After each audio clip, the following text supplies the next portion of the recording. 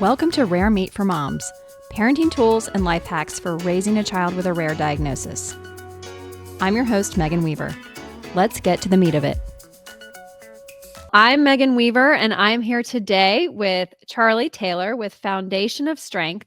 And Foundation of Strength, they partner with gyms to offer programs to improve the physical fitness of individuals with autism, Down syndrome, and other different abilities. Charlie and I met recently, and I was blown away with the work he's doing. And he's got so much to share with us as parents, but also for individuals who maybe are out of school and looking to be more active, for trainers that want to be more inclusive and learn how to train people with different abilities. So welcome, Charlie. I can't wait to hear what you have to share with us today. Thank you very much. It's a very honored. I was actually honored for the invitation. I appreciate it. This is officially the first time I've been involved in a podcast. I am really excited for all you have to share today. Would you start off by giving us some background and how you got involved in training people with differences? Yeah, so I'm a little wordy, and I'll try to keep this as brief as possible for the sake of the listeners that don't want to listen to my word salads. I've always been involved in training since a child. I've been very interested in weightlifting since I was a young kid. I think I got my first weight set when I was about 8 years old. Too young to use it, but one of those little cement sets they used to sell in the 80s. I had an official weight set when I was 10, but really by the age of 14, I was really invested in trying to build strength, and it was something that I considered to be part of my identity that I wanted to pursue. So it was always a big deal.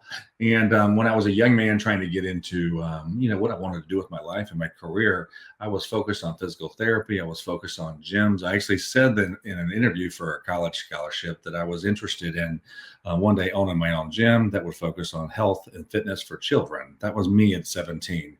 But life happens. It didn't work out that way. I got married young. I have a family with 4 children, 1 grandchild, another one coming soon. And, when you get to that provider role, you got to change things up. So I found myself in a security industry for about 30 years.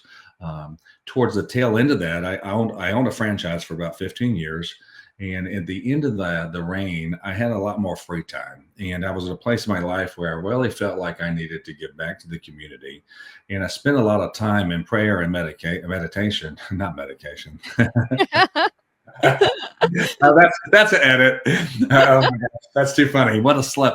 I spent a lot of time in prayer and meditation to really ask God, what is the next step? What do I need to do? I don't want to be selfish. I want to give back. And I firmly believe everybody has something they can do to give back. And what was mine? I was having a conversation with my trainer at the gym. I had hired someone to train with me. Her name's Trish, a fantastic woman, fantastic trainer. And she shared with me that the new client she was speaking with after that was working with after me, had autism. He was a young man, 17 years old at the time, that had autism, and she was very excited. And then she continued to share a story of someone she had worked with over the summer, same thing. And the challenge was it's expensive. Personal training is very expensive. If you or I walk into a gym and we want to be trained, we're going to spend probably $400, $500 a month to get a personal trainer one-on-one for 3 days a week. I don't know about you, Meghan, but that's pretty expensive for me. And I was a business owner. I was fairly successful, but that's still a lot to ask. And it's fair if you consider what the trainers are doing. It's absolutely justified, but it's really hard for a lot of people to find that in their budget. And so I started my wheel spinning. I had 4 of my 4 children, 3 of them are sons, and they were in competitive sports when they were in youth. I did travel ball. I coached their teams. I see sponsorship groups sponsoring teams in different leagues. And I thought, I wonder if there's ever been an organization that had sponsorship opportunities for the special needs community for sports. That's kind of how it started. And so I talked to the gym owner. I was friends with him, the gym manager. And I said, if I was to bring athletes to you, right? If I was bringing athletes to you that have special needs and they're coming through my organization, would you consider offering a indefinite break-even discount rate in training? And he talked it over for a week or two, came back to me and said, absolutely. So they came to me and they said, our break-even cost is about $225 a month for one-on-one training. By the time they pay their trainers, the benefits, that's about what it costs. And they agreed to do that. So they weren't making any money. And so then I went out on my social media pages and I said, hey, looking for some athletes, looking for some families. This is what we're going to do. And this was in 2019, right before COVID hit. So it was pretty successful out of the gate. I probably had initially maybe 6 or 7 within a year. At this stage now, I've probably had about 25 come through that version of the program. That's how I started. And it was a wonderful deal, especially through COVID, because I found other gym trainers and partnerships that could do things in home that kept them moving. We could send exercises to kids that were still wanting to move when they couldn't, when the gyms closed down for a little while. But coming out of that, when the Special Olympics kicked back in, I found out that in my county, Clay County, there had not been Special Olympics powerlifting season offered in about 8 years to a decade. I'm not certain on the exact time. And that's kind of my wheelhouse. Not that I've ever been a competitive powerlifter, but the lifts they do, I've always been involved in as part of my training. And so I jumped in, volunteered to start running the Clay County powerlifting program, brought it back up through 2020. And the approach I took was I want to learn. I want to learn how this works, how the Special Olympics handle this, what's the season look like.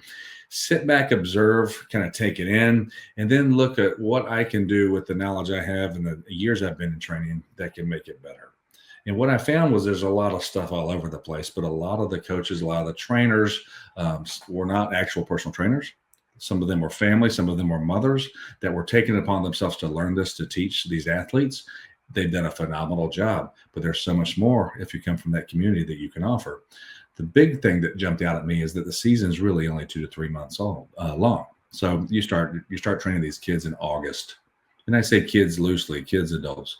You train these athletes in August, and you have about 3 to 4 weeks to get them ready for a meet. Now that's intimidating. That would intimidate me for sure. It intimidates me. I've never done a powerlifting meet personally. I was a wrestler in high school. I had to wear the same outfits, but just wearing those outfits is an issue that a lot of our athletes have. It's a very insecure thing. You got to put on this skin tight outfit, right? I got to get in front of everybody. Everybody's looking at me and watching me, right? And now we're getting into, what about the weights? What about doing it right? What about listening to commands? It's very specific. And so 3 weeks is a lot for anyone. For someone with special needs, it's tremendous. And so we get a lot of athletes and we're rushing through to try to get them ready, do as best as we can. And then we do 2 or 3 meets. And then come November, they call up 2 to 3 of the athletes to a state competition. And the Special Olympics has done a really good job with those different meets. But I started thinking about this, okay? What can we do to make this better? Number one, why does the season have to end in November? This isn't soccer. This isn't baseball. It's not pickleball. You don't just come out and kick a ball and then you leave in 3 months and come back the next year and it's great. You pick up where you left off. If I train anyone for 3 months and that's all they give me and they come back 9 months later, I'm lucky if I start back where I started the year before because they've gotten older. Right. And so you need the consistency in anything. Yeah. So I started playing with the concept of having year-round training. How do you go about that? The other thing I started doing was, it's a little anticlimactic in the powerlifting world when you have small little meets around and they do all this training, all these outfits, right?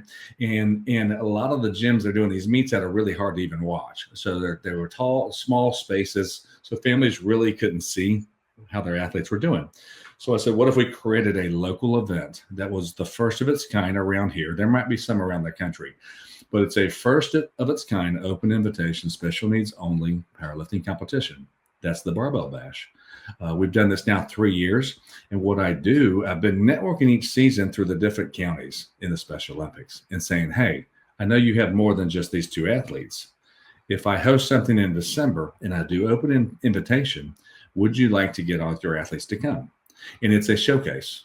It's a celebration. It's a competition, but it's a celebration. It's I love that. All of the athletes that compete can come in front of their friends, in front of their family, hopefully in front of the community and say, look at me. 3 months ago, I was scared to death to even put a barbell on my back. And now I'm sitting here with 130 pounds on my back with this crazy skinny outfit that most of y'all wouldn't wear up here. And I'm doing this in front of you. Give me some feedback, right?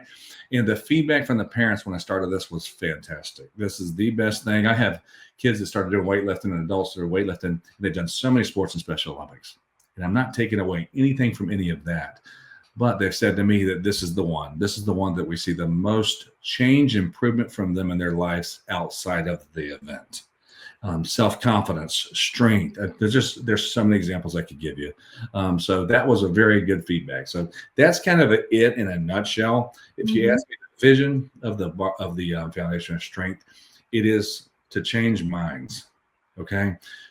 What do I mean? You touched on it when you introduced me. I want to change the minds of the athletes of what they're capable of achieving. I want to build their confidence. I want to improve their health, right? And I want them to be aware that that's what we're doing as much as possible. I want the parents to see that, hey, just because my child has special needs, that doesn't mean they can't go weightlift. Okay. And it's not just weightlifting. That's just my thing. Don't put an arbitrary limitation or ceiling on what your child is capable of. You do not know until you push them just a little bit, but make sure it's fun. Okay. And the last is the Absolutely. community. I love that extra part. Make sure it's fun, that it's Yeah. good to get them out of their comfort zone, because so much is possible and so much growth happens, but you can make it fun. And it has to be fun, because that's what has them, getting those barriers down, all of those things, all the fears that they have. Yeah, what are we doing if we're not having fun? That's kind of the human experience. Let's enjoy life. We only get one chance at it. So let's enjoy life. Push ourselves. That's how we grow. You don't grow without pushing yourself, but have fun in doing it. Don't force yourself to do something you absolutely hate, but do something you enjoy that's going to help you grow. But the last thing is I want to change people's minds in the community that are not directly involved in this community, not the parents, not the athletes. And there's so many things we can do with this. There's still people out there, and that there's young mothers out there that might find out that they're pregnant with a young child that has a special need. You name it, doesn't matter. And they might think to themselves, I'm not sure if I can do this. I'm not sure if I can actually carry this child, and I can do this. This is a heavy burden. What I hope one day is that one day, just once, that there's a young mother that sees that and comes across one of our videos and says, holy cow, that's my kid. My kid's going to do that. My kid could do that. And I'm absolutely going to raise this child with love and build him up just like any other child I have. That's the overall goal that I really want. That's beautiful. That is a beautiful goal. And I believe you are touching people you don't even realize. I would love to hear, really, when you told me that you could open a gym tomorrow and you could have a ton of people there and fill in that gym, be working with them, but that's not the mission. The mission is to, really go into the different gyms and show them what's possible. And so that one day, it doesn't matter what you're doing, because that has grown and spread through the community and it exists without you. Yeah, you're spot on. If you listen to what I said about when I was 17, I want to open a gym of my own one day. That's a 17-year-old kid talking. These days, I'm 50. It's not about me. It's never been about me. If you really want to change the world and change perceptions, I have a hard time seeing how you can do it by not being inclusive. I know inclusive this day is a buzzword that's kind of captured a little bit of a political meaning, unfortunately. When I say inclusive, I'm talking about this community, right? And you can do things two ways. We can focus on this community and we can create dedicated gyms, right? And we can work with them. And that's a wonderful thing. There's people all over the country that are already doing that. But when I look at that as, how is the world ever going to change their opinion? And there's a Christian philosophy that people say, hey, if you want to be the salt of the earth, you got to get out there. You don't salt, right? It doesn't do any good. So what I would rather do is get other people to see, look, you have a gym, you're a personal trainer, you're touching a client base, but you're completely missing another client base here that needs you more than the others, right? So open up your mind to what you could potentially do. There's a whole channel of a whole population of families and athletes that are not being touched because people don't know, they're scared, they're not sure. All you got to do is try it once. Everyone that I've worked with, the trainers, there was a first athlete. There's always a first athlete. But I can tell you this, I've never talked to a trainer that only had one. They got the one, and then they said, this is incredible. This is life-changing. I want to do this forever. That's what I call discipling. I don't want to just pick up trainers and say, do this, this, this. I want them to see what I see. I want them to see what you see when you see your daughter.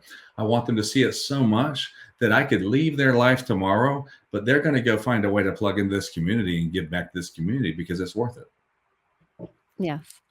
Awesome. Well, you told me that you work with you've made some modifications to even just powerlifting for Special Olympics. Can you talk a little bit about what that looks like and Sure. just how it's important to understand what you're doing and the modifications that might need to be made, especially just around like sensitivity to the uniform and the bar, et cetera. Absolutely. So first, sensitivity to the uniform. That's a big one. When you're doing Special Olympics powerlifting, you have to follow the rules. It's very strict, and it's good for them. It's good for them to do this. But at the same time, I also recognize that a lot of them aren't ready. So when I have a new athlete that comes in and they have issues like that or anything else that I'll get to in a minute, I tell their parents, I don't think that this athlete, I don't think they're going to be ready in 3 weeks to do the competition. Here's what I would like to recommend. I want them to participate in the season, the entire season, come to all the practice sessions. Don't come to any of the official meets this first season, but I do want to try to get them to do my barbell bash. The beautiful thing about the barbell bash is I intentionally schedule it early in December. Okay, so I get my athletes in August, my young new athletes that have never done this, that have issues with the movements or any sort of apprehension that they have. I now have not 3 weeks to work with them. I have 4 months to work with them. And even then, if we still get there to my barbell bash, I make the rules. So if I have an athlete that says, I do not want to wear this outfit, okay, no big deal. I don't care. Mm-hmm. That's how I handle that. And it works them into it. It slowly builds their confidence. When you talk about movements, we really just take a case by case basis with these athletes. I meet them where they are, see what they can do. Our trainers pick on this all the time because they're already working with athletes all the time that have movement restrictions. Anybody that's over the age of 40 or 50 that starts training for the first time is going to have a hard time doing a deep squat. They just Mm-hmm. are. They're rusty. They don't like to squat down that much. I'd So imagine I'm pretty rusty. I've yeah, never attempted first it. time, I even with the training I've done, I went through the probably a decade in my mid 20s to mid 30s where I did not have time to train like I liked. Building my career, supporting my family, raising my kids. They're the priority, not me. I know you try to balance it, but there were certain times where I just had a hard time balancing that. When I started training again, when I was probably about 37 or 38, and my trainer made me do squats, oh my gosh, she was laughing at me. I could barely get my butt to parallel. I couldn't even get to like a chair position without like shaking my legs. So this isn't anything they're not used to. It's more about taking time with them. I'll give you one specific example. We have a young man that trained with us this past season. His name is Luke. He was not able to compete in the Special Olympics. Honestly, with his movement restrictions, he might never be able to, but that's okay. So my motive is not to do anything for them or force an outcome. It's to try to get them to take the journey and enjoy the journey. So Luke had a hard time even laying down on a bench. All sorts of apprehension. He's nonverbal. He struggles with these things, so he had a hard time laying on a bench. So what do? We got an incline bench, and we gradually do it. Right. So instead of him sitting straight up, we lean it just a little bit the first notch, and we work with him slowly on laying back and trusting us to lay back while he does the movements. And it is not easy, but every time he does it, he looks up and all the other kids recognize how challenging he has it. And they cue in as mentors to him and cheer every single rep. And he's got buddies every time he comes. I have athletes with Down syndrome that know when he's coming up, they walk out to the parking lot to bring him in and train. Right. That's So, incredible. and then one other example is I had a young man who, my gosh, I love all of them. So his journey has been so fun to watch. This young man has autism and he is extremely shy. And we go to meets and he put on outfits, a big deal. Mm-hmm. But the bigger deal is everybody looking at him. And he Mm-hmm. did our first barbell bash. He went in committing to do the squats. Right. But his parents said, talk to Coach Charlie. And so I just kept encouraging him to do the other movements. And it was such a struggle for him. In between every lift he did, he's bawling to his father, bawling. But it wasn't because he was mad that he had to do it. It was the overwhelming emotions that he felt. Being proud of himself, he doesn't even want to feel like he's proud of himself. He doesn't he'll tell me that better not be a first place medal. I'm not good enough. Oh. I'm too weak. I don't deserve it. Do not give me a first place medal because I won't come up there and get it. That's how he talks. He talks differently than that, but that's what he's telling me. That's who he is. So we get up there, we do squats. He does a fantastic job. He's looking at this audience. This is the biggest event he's ever seen. We probably had 100 to 120 people watching. He's the only one. He walks up there and does squats, no issue. Does bench press, no issue. We get to deadlifts, big difference. It took me a second to figure it out. And then it clicked. When we did the squats, there was this huge rack, right, that holds the weights. He steps into it, but to him, that's a barrier. That's a layer of protection between him and everybody else that's looking at him. Bench pressing and look at anybody. He's looking straight up at the ceiling. But looking at people, he's protected by the squat rack, right? So I said to Spencer, if you turn around backwards and do your deadlift facing the back so no one looks at you, will you do it? Yes, I will. So I go to my judges. This is my event. I can make the rules. So I go to my judges and say, I'm going to have him turn around because he's having a hard time doing this in front of all the people. No problem. Turns around, does the squats. Excited. His parents are elated. And I'll tell you what, this year, when we did the second one for him, he did the whole thing facing the audience and did not even blink. Wow. I always say that it's the best feeling to crack the code, and find that success, because usually it is something that is hard to communicate. But when you are in tune to who they are and what their fears are, but know what they're capable of, and you can crack the code and help them achieve it, it's the best feeling. It is so good. And it was the funny thing is how it clicked with me is I've been a sports fan my whole life, right? And I remember a distinct story about a running back that played in the NFL, Ricky Williams. And every time Ricky Williams would interview, he was plagued with major anxiety issues that was hidden most of his career. Every time he was interviewed, he would keep his helmet on and he had one of those tinted visors. He said that retroactively he did that on purpose to protect himself, and that's what that was about. That's what came to my head when I was watching Spencer do this. He has protection. So we all have these experiences in life that relate directly to what you do when you work with this community. They're there, and I feel it's our responsibility to engage in them and use what you bring to the table to help them as much as you can. Absolutely. Well, you keep referring to them as athletes.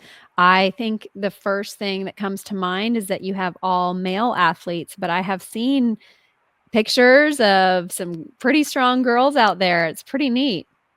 Yes, we have both, and I think if you look demographically about male, female, historically, I think just in general, without being sexist, it's some more apprehensive with women historically going to the gym. It's more intimidating for them. And so think about it like this. If it's intimidating for them, for a woman to walk in the gym and train, how much more is it for a woman that has special needs? She has all these other things that concern her, that upset her. I mean, in the 80s and 90s, there was a gym called Curves that women could go train to just so there were no men there, making them feel, insecure about themselves and all those other things. That was an entire business model built on this. I think what we're seeing is a change on that. But yes, we absolutely have male and female. In my Clay County class, in my Clay County Special Olympics, I've had one young girl. She is she's 18 or 19 now.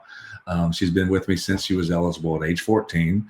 She has Down syndrome, and everybody loves her. She's just a joy to be around. We have another young girl that's going to start this year that is currently playing softball in our middle school or high school. And as soon as that season's done, and we had a third that joined us earlier in the season named Alexis that's been training, and she's just hilarious. Her personality is so funny.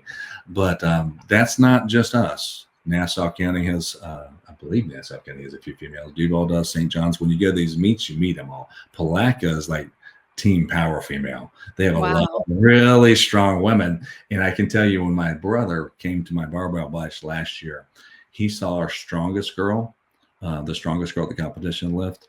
And he comes to me and he goes, "How much did she deadlift?" And I said, 320 pounds. And he said, "Wow. I don't think I could do that." And I said, you couldn't. I know you couldn't. So he was blown away. There are so many young girls that are involved in this.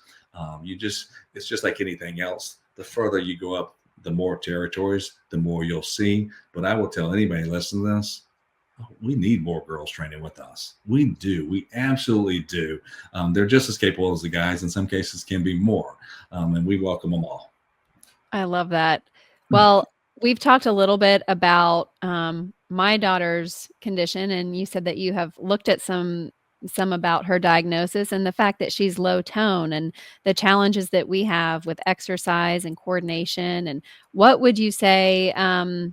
What would you say to parents like me who, we're learning how to help her physically, and obviously as she gets older and when she's out of school, we want her to be active and we want her to have things that she can plug into, whether she's exercising at a local gym or just things that we can do with her at home to build her strength and her coordination. Well, the first thing I would say is when we touched base on this, you said she can't do powerlifting. It's not a good choice. And what I would say is that's not necessarily true. And I think the biggest thing with low tone is it's really kind of a theme with every one of our athletes is you have to set the right expectation. Okay. If our goal is to take your daughter and say, I want to make her a professional powerlifter or professional bodybuilder, I'm going about this at the wrong approach. If my goal is to take your daughter and say, my goal is to make your daughter's life better, that's the right approach. So how do we do that? With low tone, they have some of the same challenges that a lot of different demographics can have, but their core, balance, strength training are all imperative.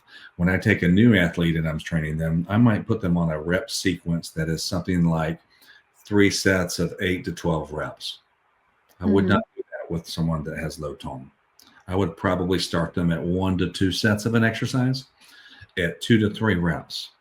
I wouldn't even put barely any weight on. My focus in the beginning would make them comfortable with the movement in a non-threatening way and teaching them the functions of it so they understand how to do it properly. And then from there, a very gradual crock pot approach. Take your time. Your goal isn't to make them this star athlete. Your goal is to make them better today than they were yesterday, right? In specific trainings that I looked at for them, I had to give myself a little bit of notes because I didn't want to lose it when we were talking about this particular topic. But functional movements are big. When I say functional movements, that is a movement where you're doing an exercise that actually plays into your everyday life, okay? Squats are a great example. How many times a day do you squat? Well, you got to bend down and pick up stuff all the time. Are you doing it the right way? Are you just bending and hinging at your hips and not bending your knees? Well, then you're going to throw your back out. If that's a functional movement. Coordination events like jumping. We do jump on boxes for some of our athletes, but most of my athletes in Clay County would not be able to jump up to, let's say, even a 12 or 16-inch box. It would be too apprehensive. So how do we start them? We have these little foam pads that are like 1 inch thick, like this. And we'll put floor and we teach them how to do box jumps of that. That's how we start them. And you wouldn't believe the way that they respond to that. It's such an achievement. So there's functional movements there. Low reps, I talked about that. Things like push-ups. Core stability is extremely important, and balance is extremely important. So a lot of the core movements you would focus on will be things like planking, teaching her how to plank, because that's going to engage her core. There's also very passive things you can do to assist in core stability and balance. If you're familiar with the farmer's carry, that's where you just hold small weights in each hand and you just go on a walk. Just a walk. I like that. Yeah, that's very doable, and especially when she sees someone else doing it, I a love them. sibling or a friend, she wants to do the same thing. Yeah, and so then how do you modify that? Well, farmer's carries are great. A really easy modification is you only have one weight. That's a suitcase carry. Why is that better? When you're holding weight and walking with just on one side, you're forcing your core to engage a little bit more, and you're also working on your balance. So you can be walking with her, and let's just say you're going to try to get her to walk a quarter mile at first. Okay. So you start off with a little 5-pound weight in her hand. And I don't know your daughter personally or her size. I'm just suggesting a lightweight. But she holds a 5-pound weight. You start walking with her. Mom does it too. After you get about 1/10 of a mile, hey, honey, it's time to switch hands. So you switch hands. Now you're engaging the opposite side. Okay. So these are passive. She doesn't even realize she's actually exercising, really. Right. But she is. So those are the kinds of things you could do with your daughter. But I would say when your daughter was old enough, if she wanted to try it, I would welcome her, and you'd probably be surprised. It might take her a little while, but you'd probably be surprised. The thing is with low tone, as a trainer, talking to trainers now, is that you're not going to make her a bodybuilder. Hmm. Okay. You could train her for 5 years and her body will not develop the type of muscles that you're used to your other clients developing. But that isn't the goal. The goal is more therapeutic, and you Hmm. still do the same things, but realize that the goal is not that she looks like this fantastic, huge, ripped, muscular woman. The goal is that when she comes in today, she can do 10 reps of these movements properly, and she's happy about it, that she started last year on and she can only do 1 to 2. Yes. I love seeing growth in any area. I love seeing growth in things that she enjoys. I love hearing about the functional movements because there are so many things that I see. Oh, it's her core. If her core was stronger, this would be easier. Riding a bike, if she could sit up straight longer, all of those things, building the strength so that she can have more endurance with her swimming. It Yes, so. exactly. 100%. Well, I love hearing all of those practical things because those aren't things that I need to wait until she's 14 or, I can just The thing is, Megan, a lot of this stuff's body weight. It's yeah. body. I do some things I do with my kids is I'll give them homework sometimes, and I'll give them a workout they can do at home that's strictly body weight movements that require no exercise, and I'll tell them if they do it to turn in their sheet when they come back, and they'll get a prize. And they do them, and they want their prize. Yeah. Yeah, they love it, but it also helps now the parents are engaged into this Right. process, and the parents can do it with them. And so now you're not just touching this athlete, you're also touching a family. And just think about how that can just spiral and star out and change a lot more than just one life. Absolutely. Well, if you can provide a couple of easy at home exercises and people can get started today, just kind of seeing what their kids' interests are and what they tolerate and set some goals just for some movement and getting the whole family involved. Well, easy movements are pretty basic ones: squats, lunges, sit-ups, push-ups. Those four are pretty basic movements. There's pull-ups are big too, but they're going to be a lot harder. So Hmm. pull-ups are a little bit more challenging. But one of my favorite workouts for me personally is all body weight. And the thing is, there's so many ways you can routine them. What I tell people is to try to pick yourself 3 to 4 movements, Hmm. and then pick a timeline. Let's say we want to start this at 5 minutes. Okay. Here's what I want you to do. I want you to do 5 push-ups, 10 squats, and 5 sit-ups. You get 1 point. You do that, you get 1 point. How many points can you get in 10 minutes? How many can you get in 5? Start them at 5. All right. See how they do. Do it with them. When you feel that their endurance is picking up a little bit and they're not as exhausted, let's go for 6 minutes this time. All right. I do it for 20. And by 10 minutes, I'm done. I'm exhausted. I push Hmm. through. So that it's not that hard. So that's one really easy way to do it. There's other modifications where you just simply start the clock, right? And you got 3 or 4 movements like squats or push-ups or sit-ups. If squats are hard, by the way, give them a chair. Okay. Just sit on the chair, stand up. Sit on the chair, stand up. Now they're removing the apprehension of squatting and not getting deep enough because they're not comfortable and they might feel like they're going to fall. But if they know there's a chair there, that's how we actually get new kids to squat. We let them do chair or box squats where they sit to a seat with the weight and stand up. And that teaches them to get trust in their body to make that movement. But you Hmm. just pick these movements, you start a clock and you say, I'm going to go for 30 seconds. I'm going to do as many push-ups as I can. And then I'm going to rest for 30 seconds. And immediately I'm going to do as many squats as I can do for 30 seconds. And I'll rest for 30 seconds. Right. And then I'm going to go Hmm. into my lunges. So you pick 3 or 4 movements. One round is 30 seconds on, 30 seconds off through all of those movements.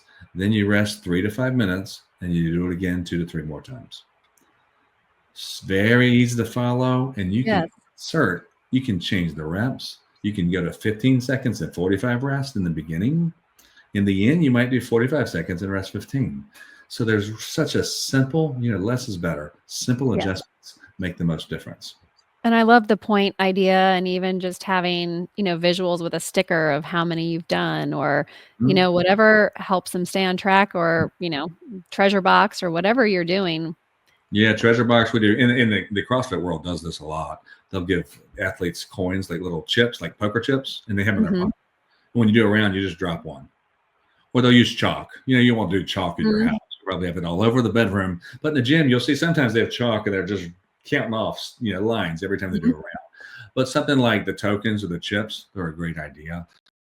If you want to give an incentive, you could give them quarters or dollars. Every time you get around, you're going to earn $1, something like that to make it fun, or earn a treat. Just to make it a little bit of a reward system that will mean something to your kids, that will make it more fun for them, and they don't feel like you're just giving them another chore. Yeah. Well, speaking of treats, I know that there's the nutrition side to this that you have been really helpful with families making some swaps. And, because our kids can get stuck on certain foods, and then it becomes, we can't go on vacation unless we have this special pouch that, they might not sell there, and we have to bring it because they're used to routine. And so sometimes that routine is centered around foods we want our kids to move away from. So what recommendations do you have on the nutrition side? Well, first, I'm not a nutritionist. I just got to Mhm. say, so everything I've done is just from personal research and life experiences. What I like to do with the nutrition is I go to the parents and I say, hey, look, give me a list of your child's vices when it comes to foods and snacks. What is it that you're struggling with them to not eat and not drink? What is their thing? Because you have two things here. They really like this, but also when a parent tells an athlete to stop, there's going to be natural resistance. It's part of the parent-child Of relationship. course. I experienced that with my own kids. And it doesn't matter. Even when I was running a garage gym for a few years, I would give suggestions to my sons and they wouldn't want to listen to me. And so I'd have to figure out a way how to get the message. So I'd go through a trainer and say, hey, talk to them about this. Say the same thing I just said. They listen. We get the same thing with my athletes. So when I go to them and I say, they do this little seminar that I do with these kids, the parents now can say, well, Coach Charlie said, if you do this, you'll be stronger in the gym. Now the light bulb clicks and they want to do it because they want to get stronger in the gym because Coach Charlie said it, not their parents. So that helps a lot. Some examples of things that I've seen, I'll give you three. The first one, sodas. And my kids get mad at me when I do the seminar, by the way. They'll come to me and go, I'm mad at you. You said I can't drink Mountain Dew. That's Randy. You said I couldn't drink Mountain Dew. I'm like, I didn't say you couldn't drink Mountain Dew. You can drink whatever you want, man. I'm just saying if you want to drink Mountain Dew, you're not going to be as strong as if you don't, right? And I can give you a drink that's going to taste pretty close to Mountain Dew that's actually going to make you stronger. Would you do that? Yeah, Coach. Okay, try it out. What's that look like? Branch chain amino acids. No sugars. Amino acids that do what? They build muscle fiber.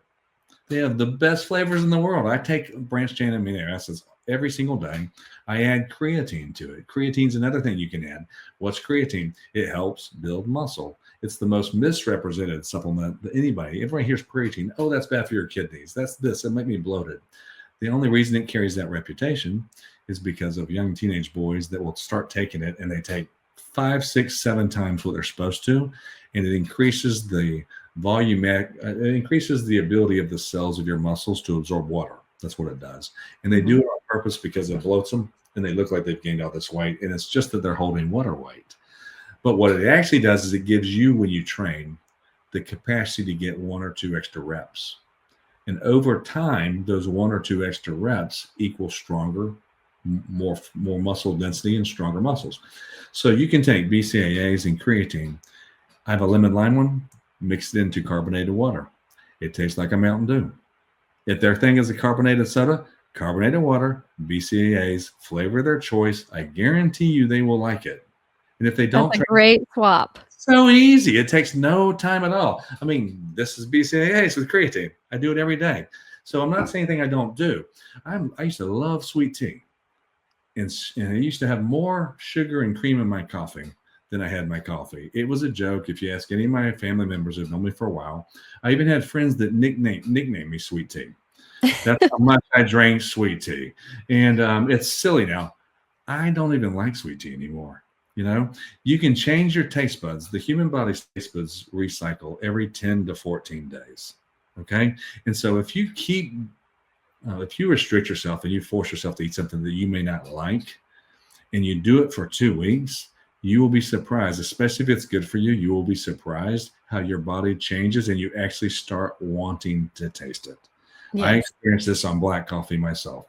I hated it. I'm talking a lot of cream and sugar. I'm talking Venti Starbucks, raspberry mocha frappuccinos. Okay, that's my thing. Mm-hmm. I don't even like them anymore. They disgust me. I just decided one day black coffee, and I had a cup on the way to work. I drink that thing, and it was all I could do to drink that. I mean, I'm trying not to throw up in the car. It was that bad. But I forced myself. I wanted to test this recycling experiment, and I did. And after about day 12, I drank that cup of coffee, and I was like, whoa, that was really good. And I do not drink coffee with cream and sugar anymore. It's crazy. So the carbonated drinks was a big thing. I said that whole story so you know, just because you try something at first you don't like it, doesn't mean you won't. If you keep giving yourself the bad stuff and try to mix it with the good stuff, it's going to be hard because some of the healthy stuff won't ever taste as great. You know, if you love Cool Ranch Doritos and that's your thing, they're one of the most unhealthy chips on the market, but they are also one of the most delicious chips on the market. I can't give you a healthy potato chip that's going to taste as good as a Cool Ranch Dorito. But what can I give you? If you like salty things, start off with nuts, mixed nuts. They have flavored nuts too. You can get barbecue, you can get all sorts of flavors, salt and vinegar. If you go that route with salted nuts, I would say that you want to look for ones that don't have sugar. You just turn up the label, try to avoid the sugars. We don't want processed sugars if you can help it. So salts and barbecue seasonings, those are great, but the barbecue ones often have a lot of sugar. So salt and vinegar is great. There's wasabi that's great. It's a little spicy, or just plain salted mixed nuts. That's a great thing. If you want to go even healthier, okay, you can actually make things in your home that aren't that difficult to make. You can cut apple slices extremely thin, put them on a baking sheet, throw a little cinnamon on top of them, and bake them till they're crispy. They're delicious. It takes about 15 minutes. It doesn't take that long. You can do the same thing with potato wedges, sweet potato wedges, vegetables. Cut them thin, nice little Himalayan sea salt, put in the oven, crisp them up, and it's going to be a snack that your kid's going to get that salty sensation. And that's a snack, if you do it for 2 weeks, they will actually want. They really will, right? And it's not that hard. So that's salties, that's drinks. The last is sweets. Sweets are the easiest, and I have a huge sweet tooth. There are so many alternatives of sweets. One of my favorite ones is a protein bar because I like donuts to a fault. I love donuts. And a good glazed donut, like a Krispy Kreme donut, is just, it's hard to beat. That was Rowan's first food that she self-fed to herself. It was such a battle to get her to pick one piece of food up and put it in her mouth. We knew she could do it, but she refused. And I thought I would feed her entire life. And we put her facing her brother because he was a little bit, he was like 18 months younger than her. They were in high chairs facing each other, and she would watch him eat. And we're like, maybe it'll be bananas, maybe it'll be blueberries. And one day we put a Krispy Kreme donut there, and she picked it up and put it right in her mouth. And we're like, she knows what she's doing. I cannot blame her one bit. If I had a choice between blueberries and whatever else you said and a glazed donut from Krispy Kreme, it's not even a question. It's like, are you just messing with me? I mean, really? That's the choice? You really want me to feed myself? Because I'm holding out for the good stuff. Yeah. And you can buy healthy donuts, but I'm not crazy on those, but protein bars. There's a company called One that makes protein bars called One. You can get them at Publix or health food stores like GNC or the Vitamin Shop. But One has a glazed donut flavor, and it's the closest I've seen a healthy food taste like a glazed donut from Krispy Kreme. When I first discovered them, that's the only protein bar I bought for probably a year. I ate them so much I actually got sick of them. But that's not just donuts. There's a lot of sweet alternatives. The sweets are the easy ones. If you got a sweet tooth, just go to a Vitamin Shop or GNC and just walk the aisle. Try some protein bars. There's mixes, there's puddings, there's protein shakes.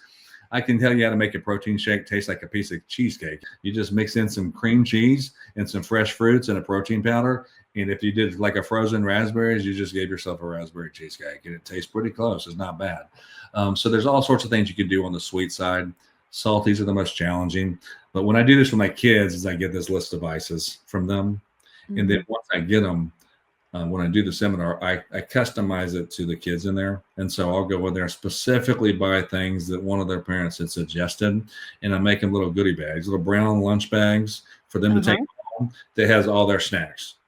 And I check through with I have to check the parents too, because we have some that have gluten allergies or nut allergies. And so we guide that to make sure that everybody gets stuff in their bag of equivalent volume that is healthy for them that they can take. So did that answer your question? Yeah, yeah, I mean, I I could ask you questions all day. I know we don't have all day, but it just you're a wealth of knowledge. I know you do your research and you're really passionate about what you've been doing. So, I think God has you right where you're supposed to be. I appreciate that statement. It means a lot to me. It's easy for me because it's things I love. I love people. I love the underdog. I like working out. I like eating healthy. Sometimes I like to not work out and not eat healthy, but as long as I keep working out and eating healthy more than I don't, I'll be doing okay. Yeah. Well, let's end with your 3 good things. I can't wait to hear them. The three good things. You reference the three good things, and it's like personal, non-personal. Um, the first is about my kids, and this is something I'm really excited about. Not my personal kids, my athletes. Okay. Mhm. Um, I started this journey through powerlifting in the Special Olympics, and we have the year-round training. What I really wanted to work with on the year-round training is that it's more than just powerlifting.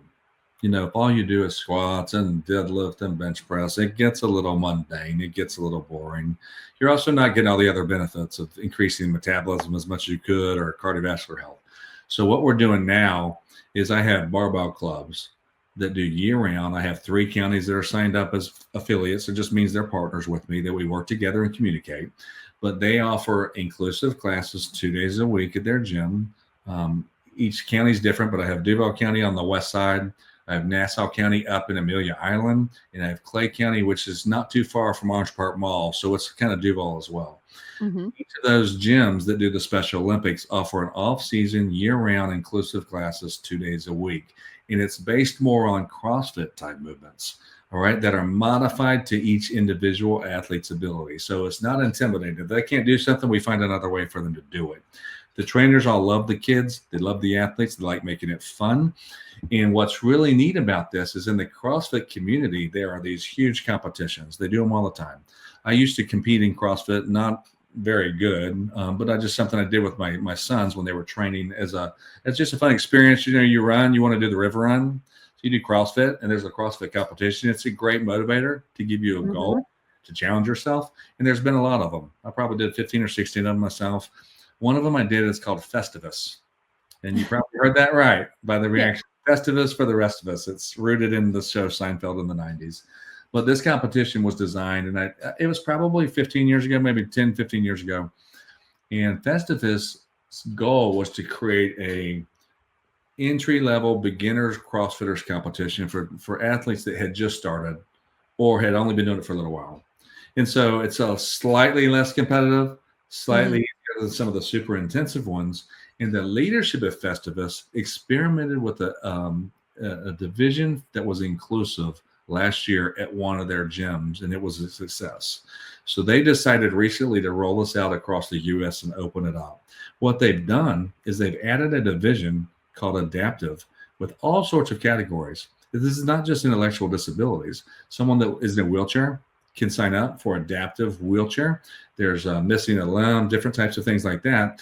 And then there's also an intellectual division. So individuals that are eligible to compete in Special Olympics, they can now sign up and compete in a CrossFit competition with Festivus, and they have rules to compete against other athletes with intellectual disabilities. Very cool. It's awesome. It's the first time it's happened around here. First time they've gone nationwide with it. We have my Clay County gym signed up, and I say my gym. It's not my own. I don't own this gym, but my partner Adrian has Mhm. agreed to do this. He's a wonderful guy, owns the gym, and he is hosting it this year. I have 6 athletes from Clay County that have signed up. Nassau County has another 5 or 6, and they're all going to be doing their first competition on April 26th at Bold City CrossFit near Orange Park Mall. If you're available, you want to check it out, you should come check it out. And it's not just intellectual athletes. This gets back to why I don't want to open my own gym. These Mhm. athletes are competing on side other CrossFit athletes. So you're going to have lanes of athletes competing. I could sign up and do a master's there if I wanted to, but I want to support my kids. So you're going to be seeing there's heats, and they're going to heat of the most competitive guys. You have heat of the most competitive women. And then you have Mhm. be the ones that just started CrossFit and they're learning. And now you have the next heat up is going to be my kids from the Special Olympics that are doing the year-round barbell club, and having the rest of the gym community see it and cheering for them. That's the mission. That's the mission. So obviously, I'm super excited about that. That's enough to be my all three. But I'm gonna have three. The other two more personal. I said before I have four kids. They're all adults now. One still lives here. My daughter still lives here. My three sons are out. Oldest son, blessed us with a granddaughter. She's going to come on her second birthday the end of April. That's a big deal. And not to steal that thunder, my next in line son's married. His wife's expecting in August. Little boy, got a granddaughter that's going to us too, and another son that's coming around that's going to be around September. Obviously, my wife and I and our family are so excited about that. And then lastly, I couldn't think of much else, but I'm excited. Next week, my wife and I are flying to Aruba with some of our closest friends. I'm a big water guy. I like scuba diving, water sports. So my buddy and I are going there to do a lot of scuba diving and just get a nice trip away with our wives. And that's next week, and couldn't have come at a better time.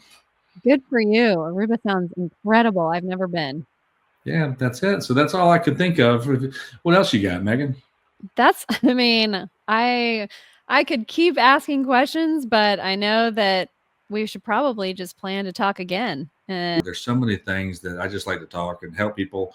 And if there's one thing people take away from this whole thing is that, I'll say this, athletes out there, if you have an intellectual disability, and I speak to the families doing this, your child has one, maybe not self-aware. So what? Yep. Why be any different? Encourage them. It doesn't have to be weightlifting. Weightlifting is my thing. We could do a deep dive on why it is and why I think it's the best. But I also recognize there are a lot of people that will never take to it. It's just not their thing, and that's okay. It doesn't have to be. Help your children find their thing, okay?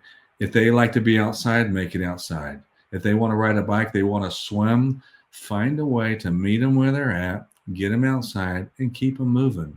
Don't just let them sit there on the couch and watch video games on their phone because it's easier. And I don't say that as a form of judgment. I have 4 children. I've been through processes like this. Do what you can to engage with them, make it fun, make it a family time, and your whole family will grow.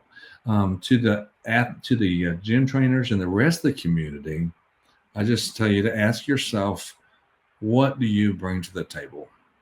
Everybody that's listening to this has something. For me, it was weightlifting. But what if you're a runner? Yeah. What if you own a company that could hire some individuals that could do some work for you around that you could train? What if you're the big brother type? That's one of the things that I had a parent talk to me about one time. She'd love to have an organization like a big brother type for special needs, because they get a lot of programs when they're young that they age out of when they're 22, 23 years old, and they just want to be seen. They just want to be part. They want to be respected. They want friendships. And sometimes their whole life is going from event to event to event and then home with the parents, right? And having a mentor, a friend that you build enough of a relationship that is capable of taking someone to a baseball game or to a football game, that would mean the world. To come in and give them another mentor. I know there's so many people that could offer that. So think about ways you can help.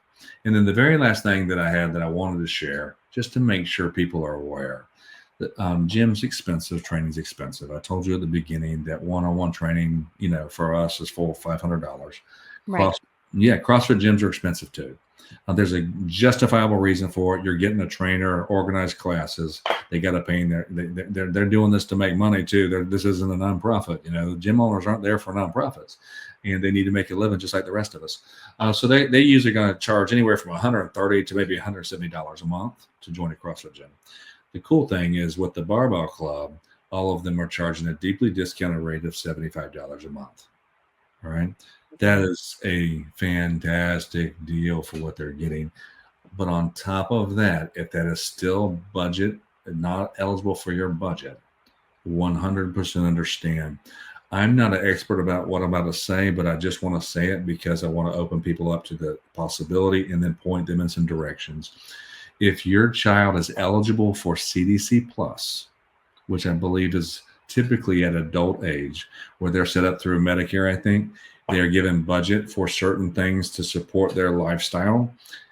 You can get reimbursed for personal training and gym memberships in CDC Plus if you work with your agent and work it into your annual budget. And if that's available, why not? Right? If you're not familiar with CD Plus or you're not sure how to do it, you can point them to me and I will point them to two of my mothers that know about it and have offered to help walk them through the process. So that's how I can offer that. If it's budget that you're worried about, don't let that be your roadblock. Thank you so much, Charlie. So Okay. many great resources, so many people to help, and just really inspiring, because I think there are a lot of people that want to give back and don't know how. And I know that with Rowan being 11 and looking down the road, I want to make sure that I know what we can provide for her as an adult, and having a buddy would be so impactful, and learning about all of the ways to get her out and into the community and being celebrated. That's a dream. It is. It's a dream. It's a need. And for anybody that just says, I don't know where to start with Special Olympics. Find Perfect. a sport. Find a sport you like. Find a sport Mhm. you've done, you watch, that you know about. Get engaged in Special Olympics. They always need coaches. They always need volunteers. Then you're going to get to know them. Mhm. Then you're going to be hooked like I was hooked. Then your light bulb's going to come on and you're going to start saying, oh, I've met this person with this need and I can do that. And that's what we got to do. Start with Special Olympics, get familiar with them. It's an easy way to ease into it. And then once you get to know, do what I did. Let the mind spin the way it should and see if other ways you can help. Perfect. Thank Thank you you. so much. Well, it's been an honor to be here. I really appreciate the invitation. If you ever want to come back and talk about more, you just let me know. You know I will. Thank you. Have a great day. All right. Thanks, Charlie. You too. Thanks for listening to Rare Meat for Moms. I'm Meghan Weaver. Until we meet again.